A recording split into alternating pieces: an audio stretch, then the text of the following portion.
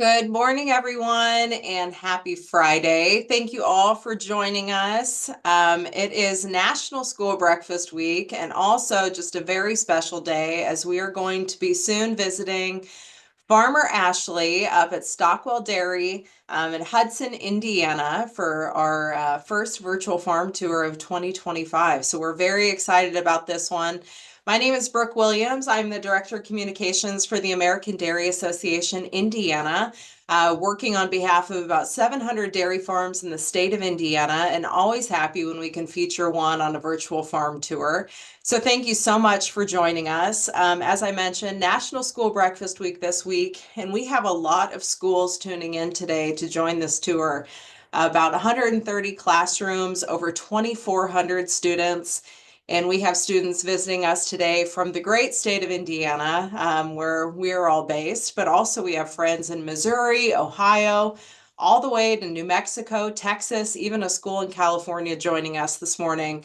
So thank you for waking up with us, starting your day to learn more about what happens on a dairy farm, and particularly on a dairy farm in the great state of Indiana. If you have any questions throughout this virtual farm tour, as you're learning more about a baby calf all the way up to a full-size cow, and everything that Ashley is going to be telling us. Down, if you're joining us on Zoom, there's a Q&A box at the bottom. Go ahead and click that. Type in a question. I will be monitoring those throughout the tour. If you're joining us on YouTube, you can comment there as well. And if you also want to do something fun, for those of you that have already checked out, we have a scavenger hunt available on our website that you can follow along and play a little game with your class as Ashley's explaining what happens on a dairy farm, or if you see something fun that's mentioned there on that scavenger hunt, just check it off. But always great information at winnersdrinkmilk.com. So after today's farm tour, if you have any questions about dairy farming, or if you want to be a dairy farmer, winnersdrinkmilk.com is a great way for you to get in contact with us. But without further ado, we are going to meet Farmer Ashley, as I mentioned, up in Hudson, Indiana. If you're from the state of Indiana, you might know where Fort Wayne is. Ashley's just a little bit north of Fort Wayne. So we are happy to learn more about her farm, how she got into dairy farming with her in-laws. And so, Ashley, good morning. Thanks for joining us. Take it away. Good morning, everyone. So, as Brooke said, we are a dairy farm here in Northeast Indiana, here in Hudson, Indiana. I married into this dairy farm. So, we are a third generation dairy farm here. My husband's grandparents started the farm in 1958. My mother and father-in-law took this over, and now my husband and I are continuing it with our four kids, which are the fourth generation. So shout out to Connor, Kyra, Carter, and Cooper, who I think are watching this morning. Um, so that's a little bit about our dairy farm here. We are starting here in the calf barn, and so you can see we have calves behind me. We call this Grandma's calf barn for the fact that Kyle's grandma used to come over and take care of all of the calves every day until she couldn't anymore. So we've officially named the farm or barn Grandma's Barn. In here, these are our baby calves. So they start in individual pens here, as you can see, for the first few weeks of their lives, and we keep them in individual pens just to keep them safe from each other, to prevent viruses from spreading, and keeping them healthy so they can become adult cows and produce milk for us. And so with that, you can kind of see on our calf barn um, what this looks like. We have curtains on the side, just kind of the way the structure of the barn is. When it gets warm, we lift those curtains up so that way air ventilates through and doesn't get hot in this barn. You can see the top curtains right now are up. We've had some nice weather here in Indiana, and so we've pulled those up a little bit. And in the winter, they're all the way down to keep the cows warm or keep the calves warm. You know, when it does get really cold, we do have little cute blankets for the calves that we put on all of them, but today is not one of those days where they need blankets. So that is kind of a little bit about our calf barn here. When We feed them. It's important to be consistent on their feed morning and night. And so just like we all eat breakfast, they eat breakfast as well. When they're little like this, they get milk every morning and night. And then when they do start to get a little bit bigger, we start to introduce them into food. So if you think and relate to yourselves as a baby, you drink milk. Calves drink milk as well. As you grow up, they start to give you baby food and toddler food per se. And so that's kind of what we do to our calves as well, is we give them some transitional food. So as they get bigger, they're able to eat and digest that. And then when they do go to another calf pen behind me, they will get what we almost call, it's like that middle of the road food before they're not quite an adult calf or adult cow, but food wise, they're transitioning into that. So um, How many calves do you have, Ashley? so this barn holds roughly 100 calves, and right now we're probably about 60. And So then what about overall, how many cows do you guys have on your dairy farm? yeah, so right now we're milking about 750 cows. But we currently raise our cat or our all of our cows on here, replacements and everything. So all calves and heifers stay on here until they become a cow and we start milking them. So roughly we have over 1,000 cows here on our farm right now. And I noticed they are primarily black and white cows. Is They that are. the breed that you have as a Holstein, or do you guys have other breeds on your We farm as do. well? We have mostly Holstein. We do have started incorporating some jerseys. And you'll see in this calf pen here that we're looking at. So this is where we go from individual calf pens where they are born in, as babies, and then they move into this bigger pen here. You'll start to see we have, some Holstein, or black and white Holsteins. We have some red and white Holsteins, and then we also have these fun-looking ones here that look uh, they're kind of spotted. This guy right here, his name is Milkshake. He's actually a Holstein British White Cross.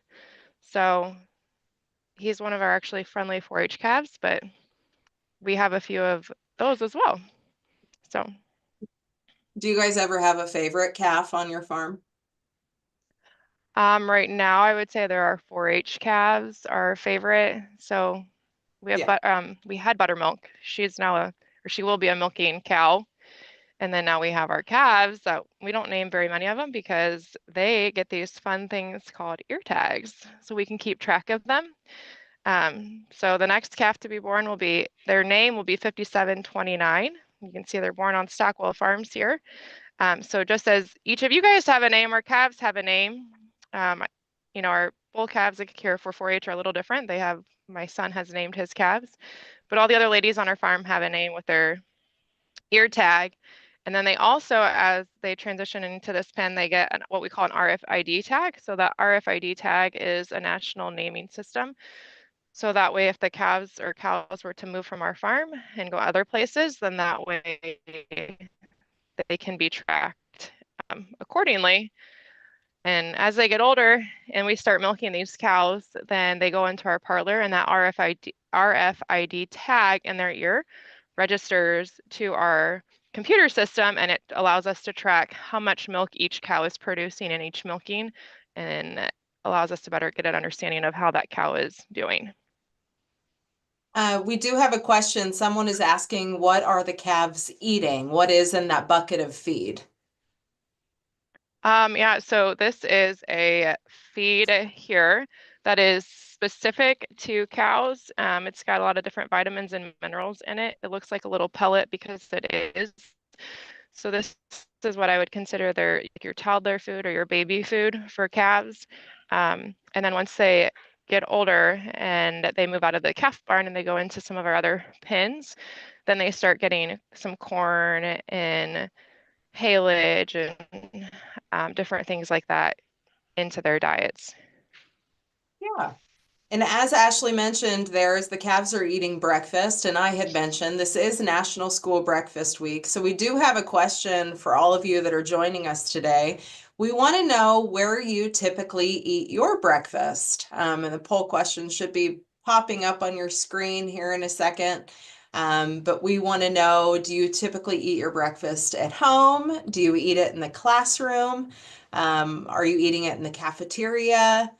Um, we're going to fix the poll question real quick. Are you eating it in the gym, or are you just always on the go? So I think a question for students to answer. If you're an adult, your answer may look a little differently. I try to eat my breakfast at home, but more times than not, I'm eating on the go. But if you want to go ahead and it's a multiple choice, you can hit a couple different answers there. We'll give you a second to answer, and then we'll show the results of the poll.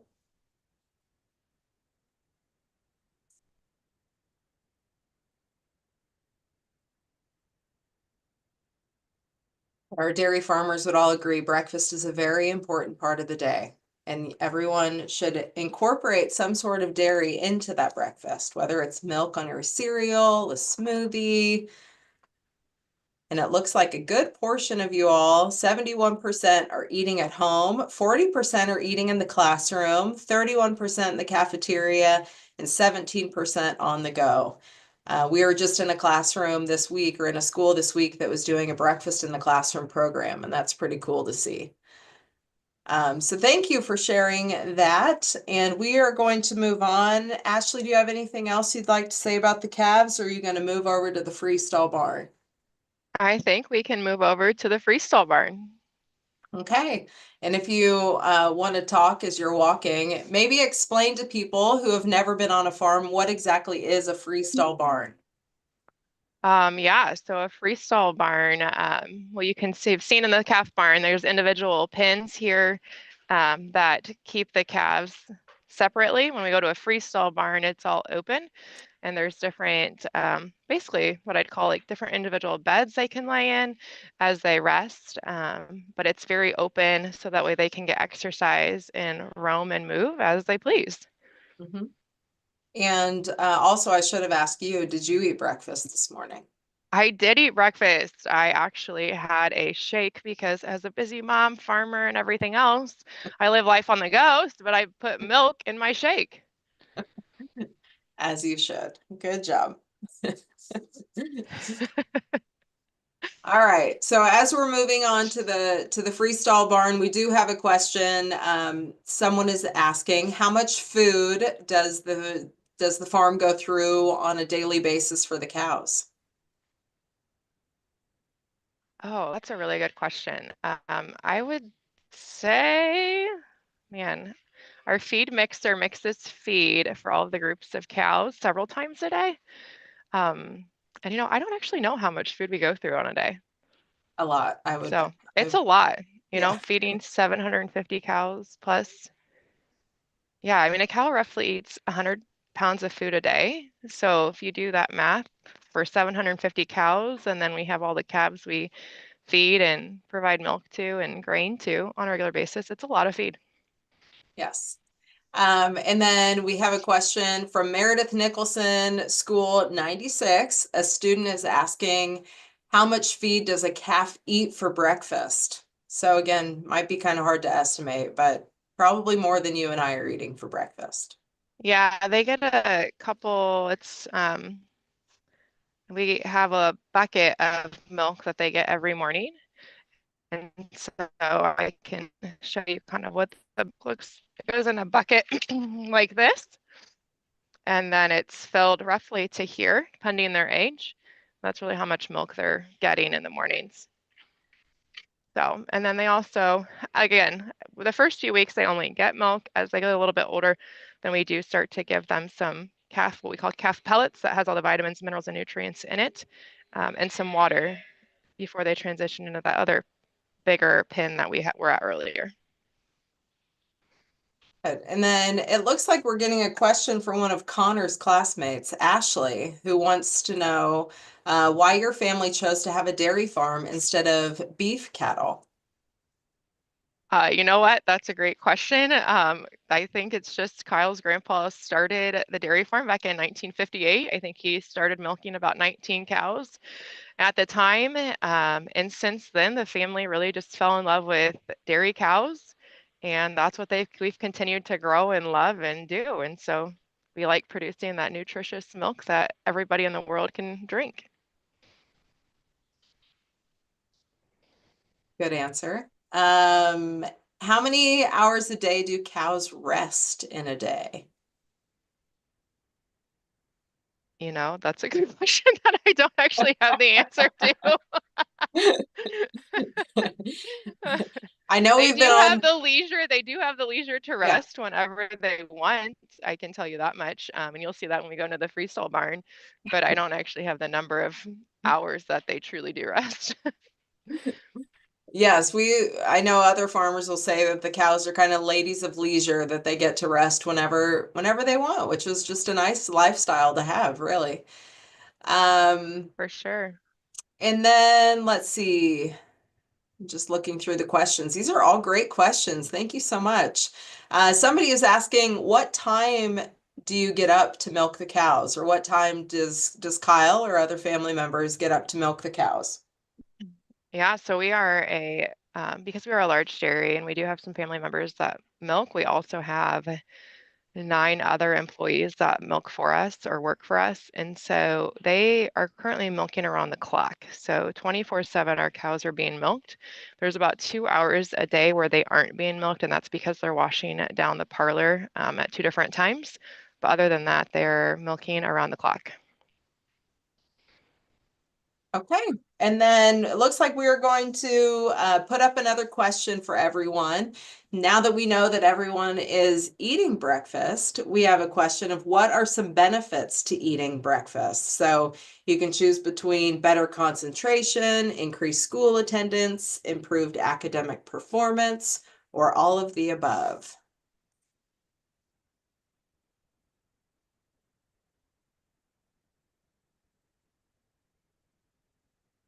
And as you're answering, you can see there, Ashley's gonna move locations and show us all the freestall barn, where the cows will look a little bigger than they just did.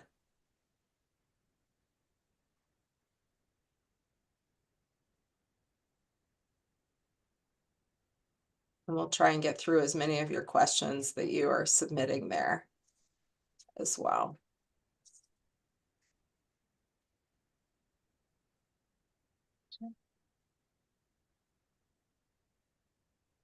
You can see it's a little gloomy on the farm this morning. Um, That's right. So for those of you that did all of the above, that is correct. So eating breakfast will lead to better concentration, increased school attendance, improved academic performance. That is all correct. So there's a lot of research that shows that when you eat breakfast, you're going to be a better student, which is one of the many reasons why eating breakfast is so important to our dairy farmers. And making sure that you can start your day with a portion of protein. And if you're in school, 1 carton of milk, whether it's white or chocolate milk, has 8 grams of protein and 13 essential nutrients. So just like Ashley was explaining about the importance of food for the cows and getting all those nutrients, you guys too can get all that from a 1 serving of dairy. So Ashley, as you're continuing to walk, it's a little jaunt from the calves to the freestall barn. It is a little jaunt, and I'm not sure if you can see, but we are a live operating farm. So we have skid loaders and everything moving while we are walking to the calf barn. We Or can put not to the calf barn, the freestall the barn. freestall barn. Yes. Sorry. No, you're fine. Another question for you. How many acres is the dairy farm? So we currently are farming around 1,100 acres with the cows. And most of that we farm, we produce most of it or the crops from that is how we feed our cows. So we're walking through one of the barns now, but you can see here that these cows are much bigger than the calves we saw previously.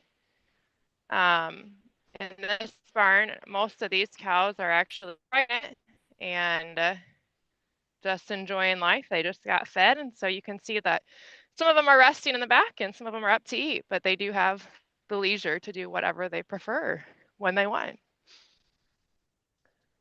The camera is trying to focus in there. It's a little bit blurry, but we can see all the feed there right in front of the cows that they have access to.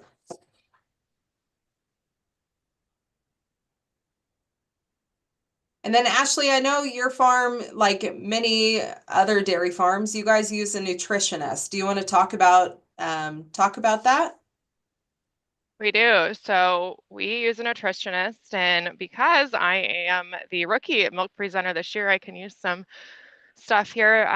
But just as the Indian 500 drivers have a pit crew for their drivers, we have what we would call like a pit crew here for our cows. So our cows have a nutritionist that creates specific diets for these ladies to eat that will be nutritious and delicious for them to produce the most quality milk that we can out of the cows for all of you guys to enjoy. And then we also have a veterinarian that comes and sees our cows every single week. So just as you guys all have doctors you see or pediatricians that you see, and they keep health records on you, we keep health records on our cows. And if we notice something's off, they get a visit from the vet every single week here to make sure that they're in the best health that they can be in.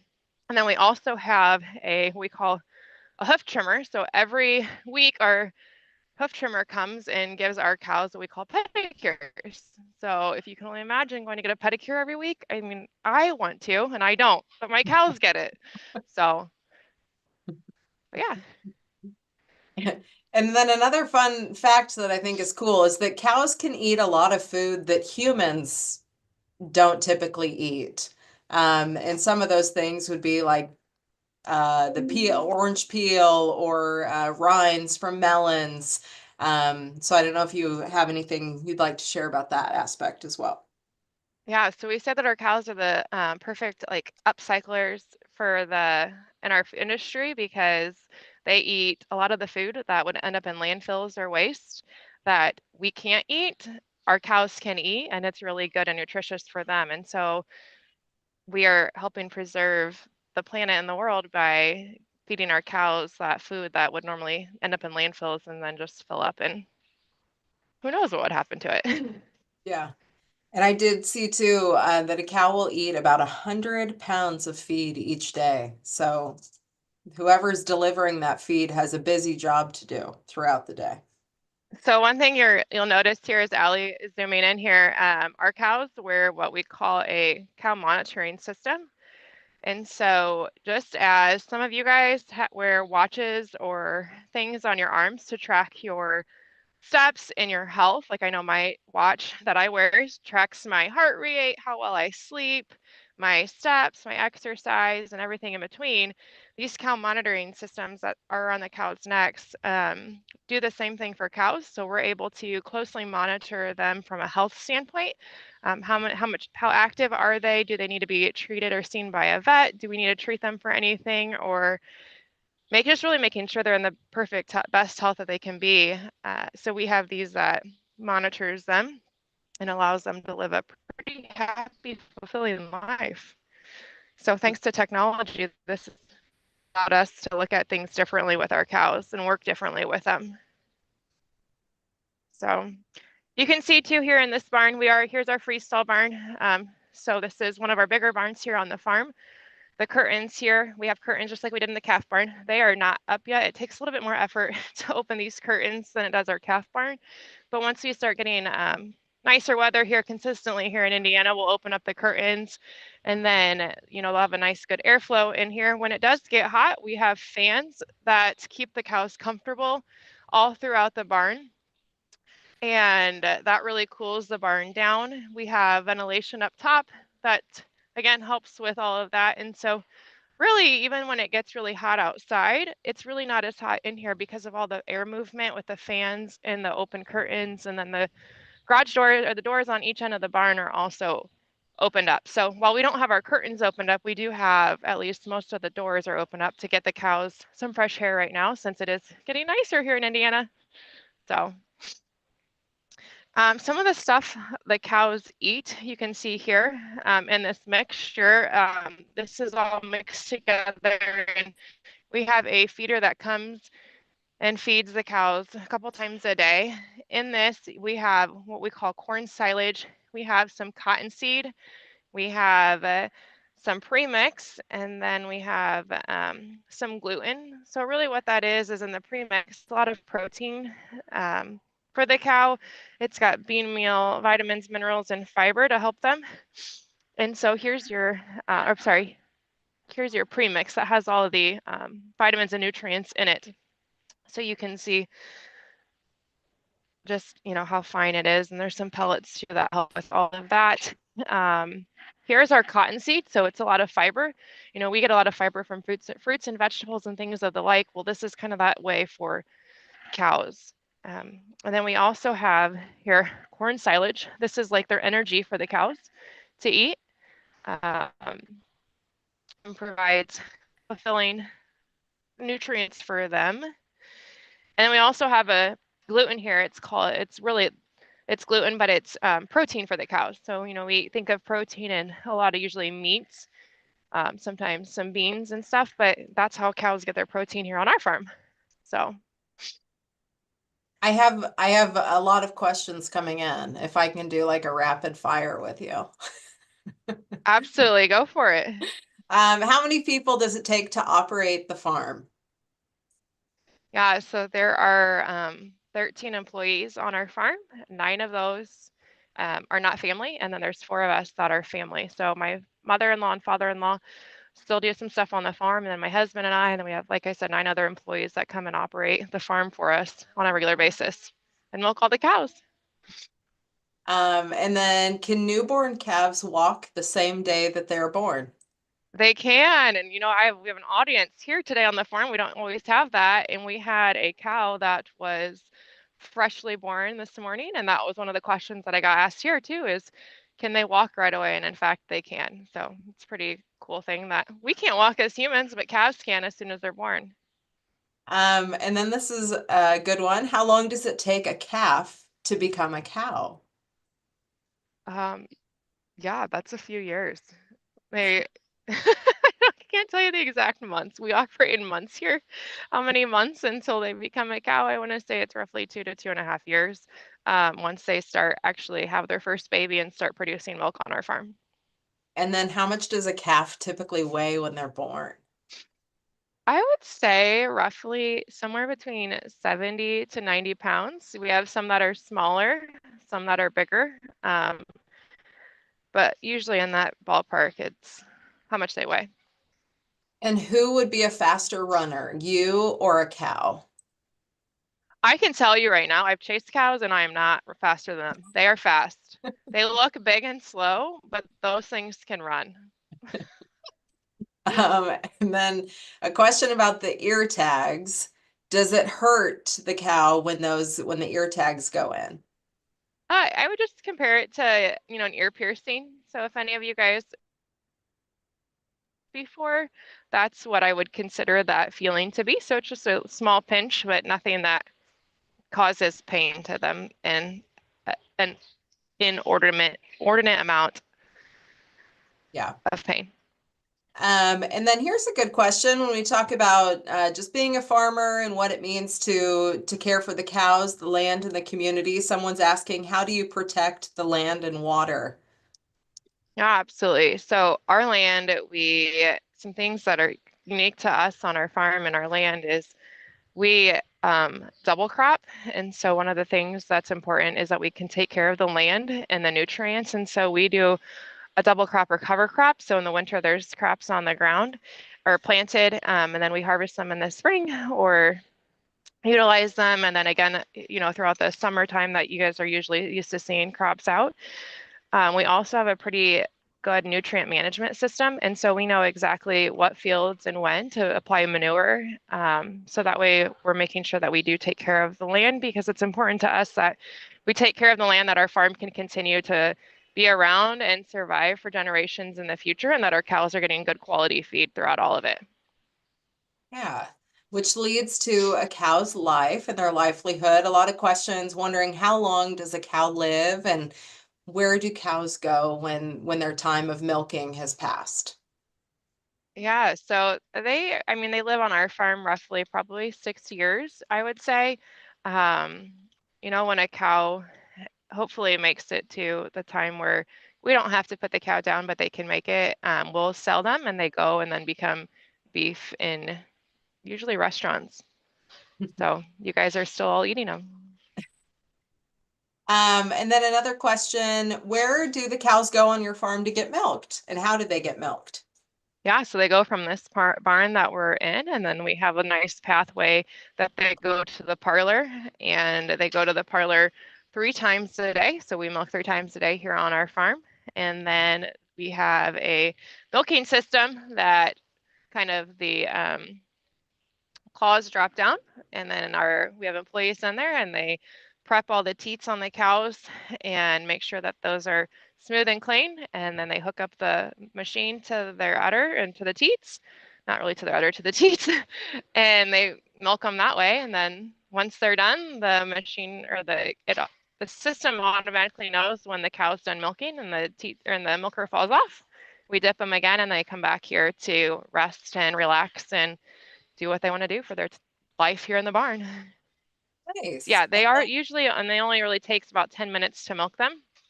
And so if you think about that, they're milking 3 times a day. So that's really only 30 minutes, a half hour out of their time of each day that they're actually getting milked. So they got 23 and a half hours really to rest, eat, really do whatever they want here in the barn. We have a crew here right here, so you can't really see, but behind these cows here, you can see that there's plenty laying down. So we bed here on our farm with sand. If you can imagine going to the beach and it's the world's softest sand, that's really what we have for our cows. So we like to say that our cows have a pretty comfy lifestyle because they get to lay on the beach every day. And there's plenty of them resting right now, and they look fairly comfortable. They don't look unhappy. So. And then Ashley, can you tell us, a couple of them are marked there with red. Yeah. Can you talk about why they have that marking? Yep. So we come through with a vet. I can't tell you for sure right now. I'm sorry, but there's pink and orange out here.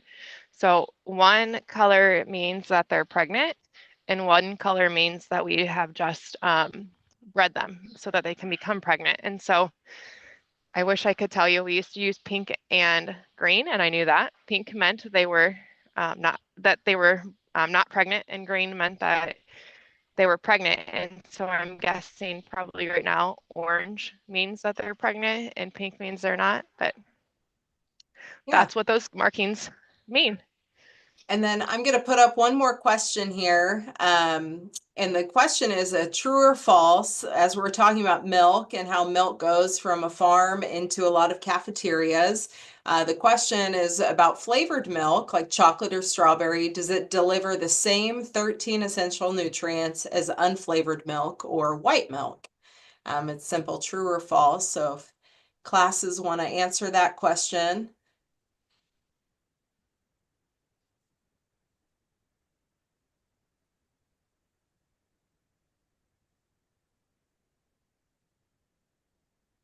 Just a couple years ago, it went from 9 essential nutrients up to 13. So more discovery and more reason to have some milk. But we want to put up the results there, and I can just go ahead and tell you that the answer is true. So even if it's chocolate or strawberry milk, it's the same amount of protein. It's the same 13 essential nutrients.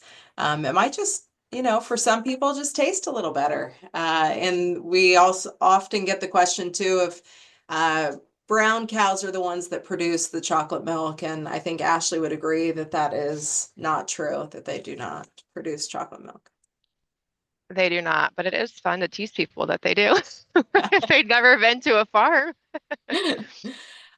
We did get a question, Ashley, talking about milk going from your farm into a processing facility to become the milk that we consume within about 48 hours. It goes to a grocery store. But what is one thing that a farmer does to make sure their milk is safe before transporting it to that processing plant?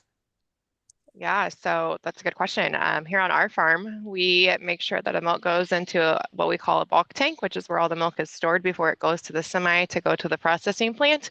Before our milk goes into before our milk gets transported from the bulk tank to the semi trailer, we test every load that leaves this farm just to make sure it's safe and nutritious for everybody else.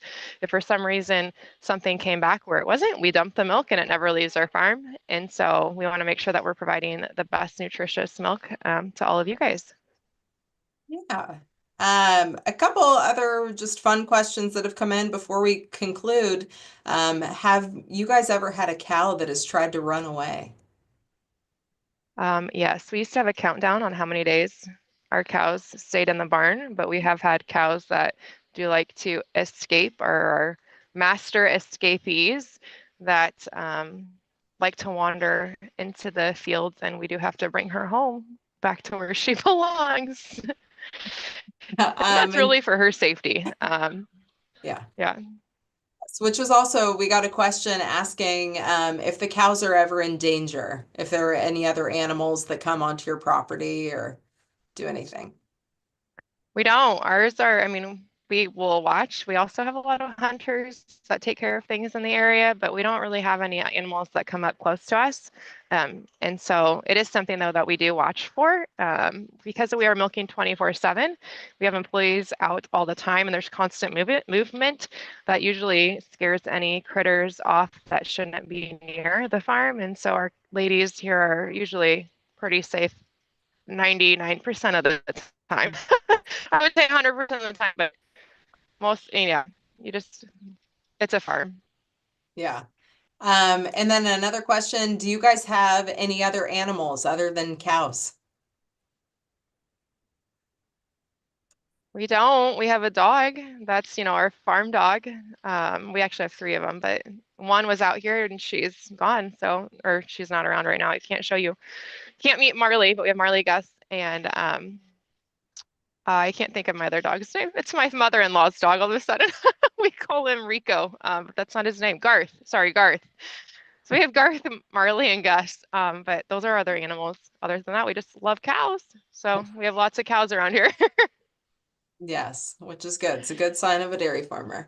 Let's see, one more question.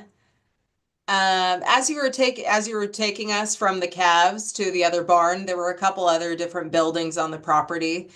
Do you guys just have the freestall barn and the calf barn, or are there other places on the farm where cows live? No, so we came through another barn on our way up to this big barn. This is the biggest barn that we have on this farm currently. And then we also have three other barns outside of this, so four total barns that hold our milking cows. So you walk through that. We also walk through where they walk to go to the parlor. Um, and I think we did walk by the parlor. So I'm not sure if we saw that on video or not, but Yeah. that is one of them. So. And then the last question for you is, what is your favorite thing about being a dairy farmer? I think my favorite thing about being a dairy farmer is being able to farm with our family. We get to spend quality time together. We get to raise our four kids on the farm, which I think they can each attest to the fact that they love just being outside and being with the cows. And so that's really, I think, that's what I would say I love the most is that's a unique perspective that not everybody gets a chance to do. And I'm thankful that our family gets to do that with our family gets to continue to do that on a third generation farm, but then also that we get to do it as a family. Yeah. Well, thank you everyone for joining us today. And as Ashley casually mentioned there, she will be on race day at the Indianapolis 500. Ashley has the amazing opportunity to present milk to the winning team owner and chief mechanic of the Indy 500 drivers. So if you're watching the race, look in winner's circle or on victory podium for a cow print hat and there's a good chance it's Ashley there. So thank you everyone for joining us. And if you want more information on dairy farming, Indiana dairy farming in particular, winnersdrinkmilk.com. But we are so glad you could join us today, and we hope you all have a good day and drink some milk. Winners drink milk. Thank you.